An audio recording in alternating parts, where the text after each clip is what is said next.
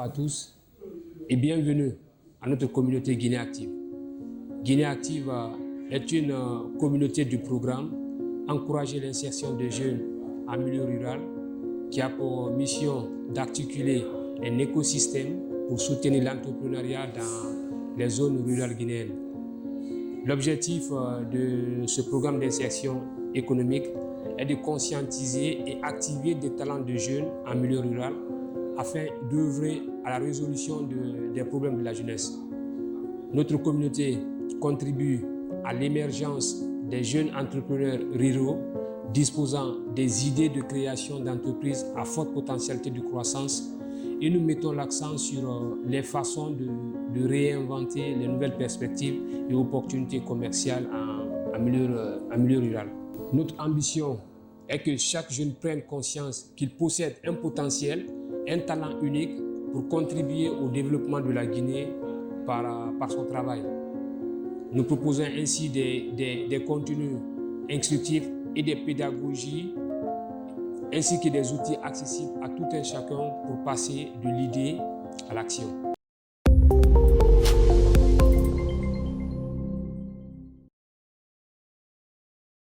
Encore une fois de plus, bienvenue. Je m'appelle Ansoumane Keita, je suis le responsable du programme Encourager l'insertion des jeunes en milieu rural et en même temps le CEO de l'agence Ketex Media. Mais bien avant de me lancer dans l'entrepreneuriat, j'ai eu à travailler pour un programme d'accompagnement de jeunes au sein d'une institution internationale présente ici en Guinée. Mon travail consistait à encadrer, coacher et guider les jeunes bénéficiaires de ce programme vers une vie autonome. Donc, très souvent, j'organisais avec et pour ces jeunes des journées de rencontres, des séances de formation et des causeries éducatives. Et en général, les thèmes abordés étaient sur l'entrepreneuriat et la citoyenneté. Et c'est d'ailleurs à cette époque que m'est venue l'idée de lancer ce programme. Durant ces rencontres, j'ai connu le jeune Oumar. Il n'avait que 16 ans et son rêve était de devenir entrepreneur.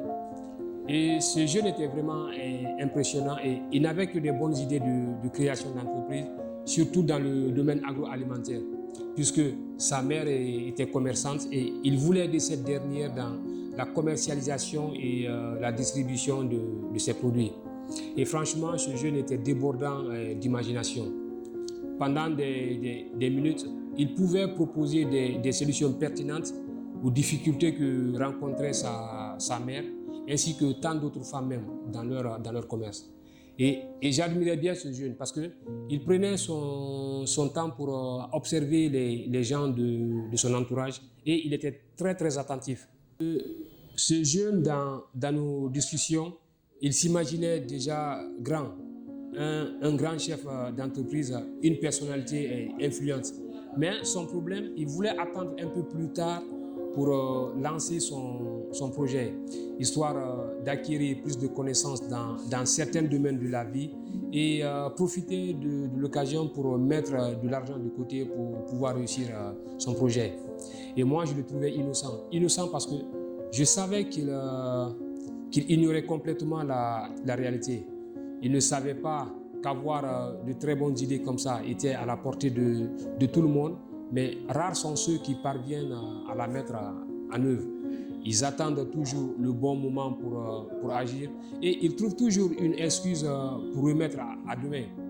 Alors que le monde dans lequel nous vivons actuellement évolue en permanence et même les conditions liées à la création d'entreprises ont aussi évolué. En plus de votre imagination et ce talent de création que vous avez, il vous faut agir vite et avoir de la détermination pour votre projet. Parce que l'aventure entrepreneuriale, c'est aussi un état d'esprit. Il faut oser, croire en soi, croire à son idée, oser se remettre en question et persévérer.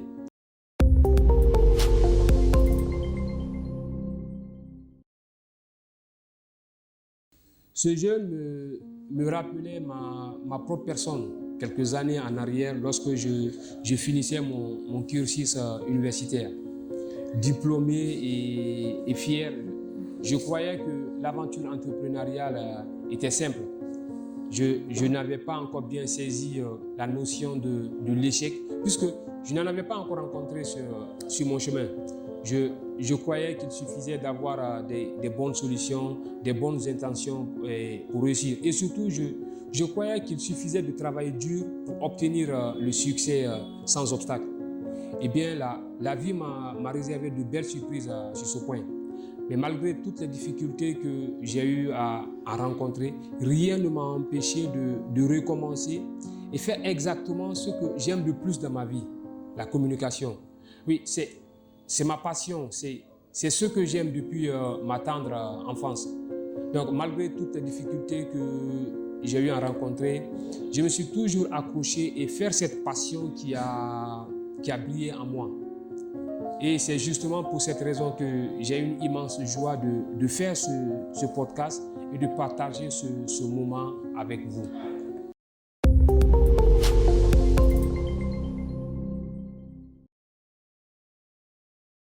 Souvent, pour réussir, il vous faut avoir de la passion pour ce que vous faites. Si vous aimez quelque chose, jusqu'à ce qu'elle devienne pour vous une obsession, agissez, tentez votre chance avec toute votre énergie. Quelles qu'en soient les difficultés que vous allez rencontrer, vous connaîtrez sûrement le succès si vous y croyez en ce que vous faites et si vous aimez.